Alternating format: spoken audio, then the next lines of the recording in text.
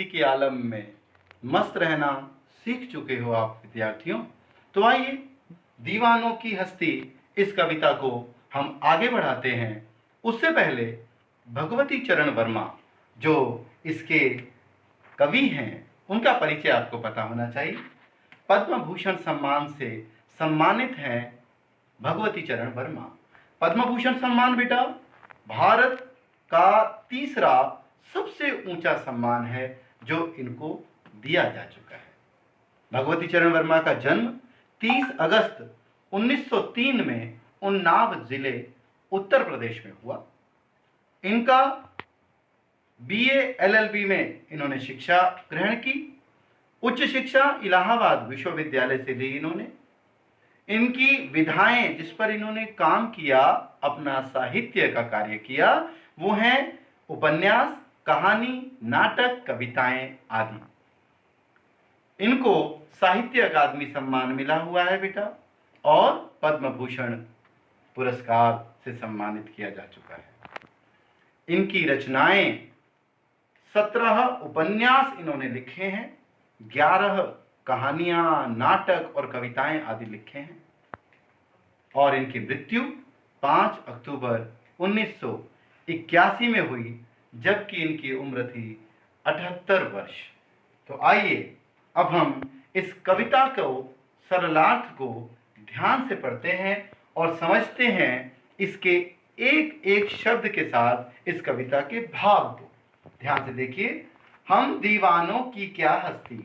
कवि कह रहा है हम तो दीवाने हैं। दीवाने अर्थात अपनी मस्ती में रहने वाले हैं। हमारी क्या हस्ती। हस्ती मतलब हमारा अस्तित्व, हमारा वजूद क्या है, हमारी क्या औकात है, हमारा क्या वर्चस्व है, कुछ नहीं है।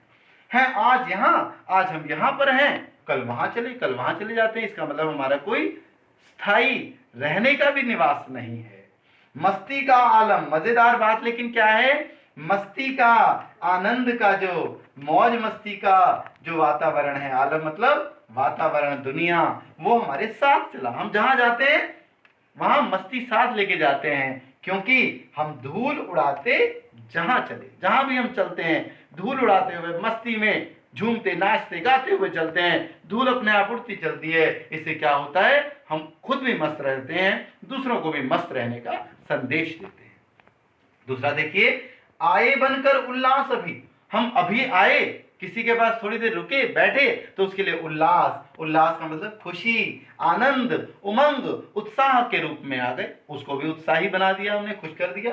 फिर थोड़ी देर बाद आंसू बनकर बह चले अभी, और फिर तुरंत हमें याद आया, अरे हमें तो बहुत कुछ करना है, हमें देश की आजादी के लिए बहुत काम करने हैं। तो तुरंत हम वहां से उठ खड़े होते हैं, अपने अगले गंतव्य, अगले लक्ष्य की ओर चल पड़ते हैं। तो फिर क्या होता है, आंसू बनकर लोगों की आंखों में हम लोग आंसू बन जाते हैं। हमारी याद, हमारा जो स्वभाव है वो उनकी आंख में आंसू का काम करने लगता है। सब कहते ही रह गए, अरे सब हमें कहते रह जाते हैं, अरे भाई तुम कैसे आए, तुम क्या करने आए थे, क्यों आए थे और कहां चले और कहां चल दिए। अरे अभी तो आए थे, अभी से चल दिए तुम, अभी इतनी जल्दी क्या थी, थोड़ा और रुक जाते। लेकिन हम रुकने वाले नहीं हैं। क्यों? क्योंकि किस ओर चले यह मत पूछो। हमसे कोई पूछे कहां जा रहे हो, अच्छा अब इसके बाद कहां जाओगे, तो हम कहते हैं हमसे ये मत पूछो कि कहां चल रहे हैं। चलना है बस, हमें चलते रहना है, चलता रहना है। वेद का वाक्य है, चरैवेति चरैवेति। समय निरंतर गतिशील है, हमें भी हमेशा मेहनत करते रहना चाहिए, कुछ ना कुछ नया करते रहना चाहिए। तो कवि कह रहा है चलना है बस, इसीलिए चले। बड़ी आसान भाषा है बच्चों, आपको बड़े आराम से समझ आ जाएगी। कवि कह रहा है कि बस चलना है, इसलिए हम चलते चले जा रहे हैं। जग से उसका कुछ लिए चले। जग मतलब संसार, संसार से हम उसका कुछ लेके चलते हैं। जग को अपना कुछ दिए चले, जग को अपना कुछ देकर चलते हैं। ये कुछ का तो मतलब क्या है, कुछ में बहुत कुछ आ जाता है। कुछ का मतलब है जग से उसका कुछ दुख दर्द, जग से उसका कुछ अनुभव, जग से कुछ उसकी अच्छाइयां सीखते हुए चले हम, बुराइयां दूर करते हुए चले हम, और जग को अपना कुछ देते हुए चले। अपना कुछ मतलब अपना स्वभाव, अपने गुण, अपनी मस्ती, अपनी दीवानगी, अपना बेफिक्री का जीने का ढंग दे करके चले। तो दो बात कही हमने, दो बातें कही, ये मुहावरा है एक तरह से। दो बातें कहना, दो बातें सुनना। क्या है कि हमने उससे कुछ दो बातें की, अर्थात दो मीठे बोल बोले, आपस में एक दूसरे से हाल चाल बांटा और दो बातें सुनी, और उनसे भी दो बातें सुन ली। हाँ, आप बताओ आपका क्या हाल चाल है, आप क्या सही समझते हो, आपकी नजर में कौन सी बात अच्छी है, कौन सी बुरी है। इस तरह की हमने कुछ बातें की और कुछ हंसे, कुछ खुशी के में हंसने लगे और कुछ रोए और फिर कुछ रोने लग गए।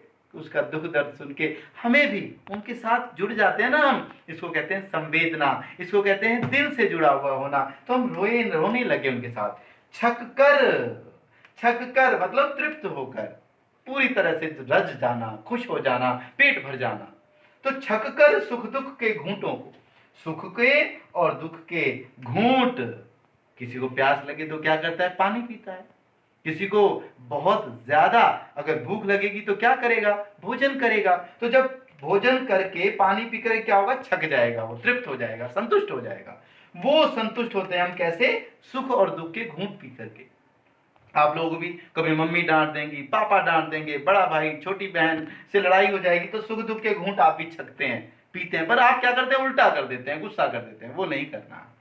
हम एक भाव से पिए चले, हम एक भाव से उसको पीने लग जाते हैं। अर्थात ऐसा नहीं सुख के घूंटों को तो हम खुश होकर के पीते हैं, मजा आ गया, वाह वाह वाह। दुख के घूंट क्यों पिलाए, हमें नहीं पीना थे दुख के घूंट, कोई नहीं पिलाएगा, ना ना ना। दुख के घूंट को भी हम संतुष्ट होकर पीते हैं, अर्थात पूरा दिल भरकर दूसरों की बातों में हम पूरा पूरा ध्यान देते हैं, उसके दुख को, समस्या को दूर करते हैं। आगे देखिए, हम भिखमंगों की दुनिया में, कहते हैं ये संसार जो है ना, दुनिया किसकी है, भिखमंगों की, भिखारियों की दुनिया है। भिखारी क्यों कहा कवि ने, भिखारी कैसा होता है, वो लेता रहता, लाओ लाओ जी, दे दे बाबा, मांगता रहता है, वो किसी को देता नहीं है। तो ये दुनिया कैसी है, भिखारी है, मांगती रहती है दूसरों से। कवि कहता है लेकिन हमने क्या किया, भिखारियों को भी हमने दिया, क्या दिया, स्वच्छंद, लुटाकर प्यार चले।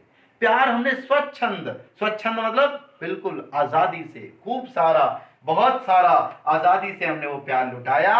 और लुटाने के बाद क्या पाया हमने, हम एक निशानी सी उर पर, उर मतलब हृदय पर, हमने एक निशानी सी मतलब यहाँ उपमा अलंकार है। ऐसा लगा कि हमने कोई निशानी सी अपने हृदय में रख ली। क्या निशानी रखी, ले असफलता का भार चले। हमने असफलता, हमने देखा कि हम इनको सिखाना चाह रहे थे, अरे तुम भी मस्त रहना सीख जाओ, तुम भी देश के लिए कुछ करने के लिए तैयार हो जाओ। लेकिन हमने असफलता पाई, उन लोगों को हम सिखा नहीं पाए। क्यों, क्योंकि वो भिख मंगे है ना, वो तो मांगने की आदत है, देश के लिए कुछ देने की आदत तो नहीं है। इसलिए वो निशानी जो है, वो असफलता की निशानी हम अपने उर मतलब हृदय पर लेकर के चले। भार का मतलब बोझ। अब अपना और पराया क्या, कवि कह रहे हैं ये सबसे अच्छी सोच है बच्चों, आपने ध्यान रखना है। अपना पराया, ये मेरा है, ये तेरा है, ये उसकी है, ये इसकी है, ये सोच नहीं रखनी। क्यों, क्योंकि हम वसुधैव कुटुंबकम, पूरी धरती हमारा परिवार है, पूरा संसार हमारा परिवार है, क्योंकि हम सब एक ही ईश्वर की संतान है। तो अब अपना और पराया क्या, अब हमारा अपना पराया का तो अंतर भूल गया, खत्म हो गया। क्योंकि ऐसी सोच लाने के बाद हमने सबका भला करना शुरू कर दिया। आबाद रहे रुकने वाले, आबाद अर्थात बसे रहें, अर्थात निश्चिंत भाव से जीवन जीते रहें। कौन, रुकने वाले, जो रुक गए हैं, अर्थात आगे बढ़ ही नहीं रहे हैं, देश के लिए कुछ नहीं कर रहे हैं। हम स्वयं बंधे थे, अरे हमने तो स्वयं बंधन बांधा था ना, हमने देश की रक्षा का, हमने देश को आगे बढ़ाने का, हमने देश की सुरक्षा का, देशभक्ति का जो बंधन, जो स्वयं उसकी जिम्मेदारी ली थी। अब हम स्वयं जो लोगों से जुड़ने की जिम्मेदारी ली थी और देश की भक्ति, देश की सेवा करने की जिम्मेदारी ली थी, वो उसमें हम बंधे हुए हैं। लेकिन हम अपने बंधन, जो दुनिया से, दुनिया के लोगों से हमने बंधन बांधे थे, उन बंधनों को हम तोड़ चले हैं। आज उन बंधनों का हमारे लिए कोई महत्व नहीं है, हमारे पास उसका कोई स्थान नहीं है। धन्यवाद बच्चों। इसके बाद अगली सीडी में, अगली वीडियो में हम पढ़ेंगे इसके प्रश्नोत्तर।